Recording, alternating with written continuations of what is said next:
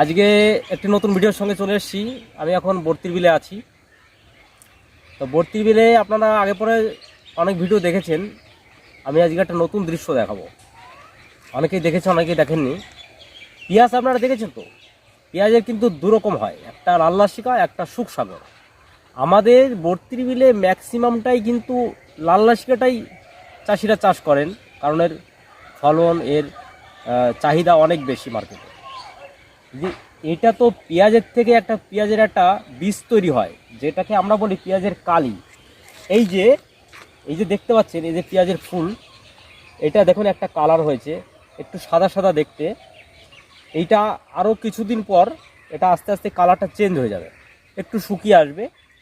তখন এই চাষিরা এই ফুলটাকে কেটে নিয়ে যাবে, কেটে নিয়ে গিয়ে এইটা বাড়িতে ওরা রাখবে।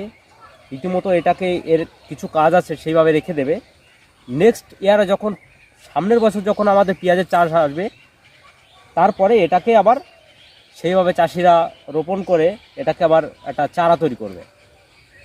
তা এটা আপনারা কে কে দেখেছেন আর কে কে দেখেননি অবশ্যই জানাবেন। আর ভিডিওটি কেমন লাগলো অবশ্যই জানাবেন। নমস্কার বন্ধু।